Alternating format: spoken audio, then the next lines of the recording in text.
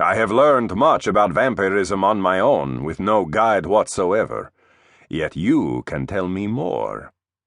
They had arrived in the study, and Strahd sank down in one of the chairs, waving Jander into the other. "Now," ordered the Count, "call the wolves." Jander bristled at Strahd's tone, but forced his resentment down. He closed his eyes and let his mind wander in search of a lupine brain. Gently he touched a wolf in the main entryway. "Come visit me, friend," he told it. Jander sensed another one keeping guard in Natasha's room, and he likewise bade it come. A few moments later, a gray wolf and a black one trotted into the study and sank down at the elf's feet. The Count's thin lips twisted in a smile. "Now I shall call them," he said. He placed the tips of his long fingers together and slitted his black eyes. The wolves inclined their heads in his direction, and one of them whined. They rose and went to him, one of them pawing at his chair. Jander concentrated again. This time it was much harder to get through to the wolves' brains. He could feel Strahd's presence in their minds.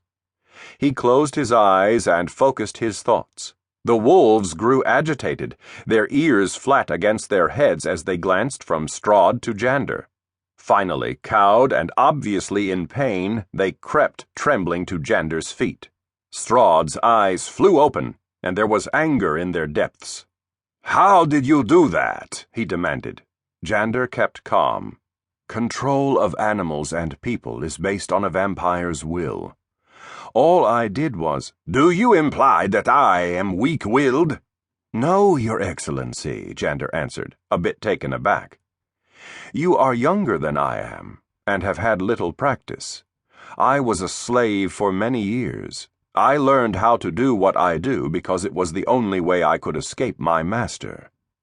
Survival and freedom are good incentives, more so than a desire to play parlor tricks with animals." Strahd held Jander's gaze for a moment, then nodded his dark head once, slowly. "I grant you that." He leaned back in the chair and placed his feet on the small, low table in front of him.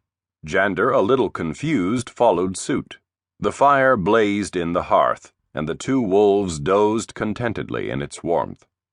Jander could not help but be struck by the cozy normalcy of the scene, twisted only in that these two drinking companions drank blood instead of claret.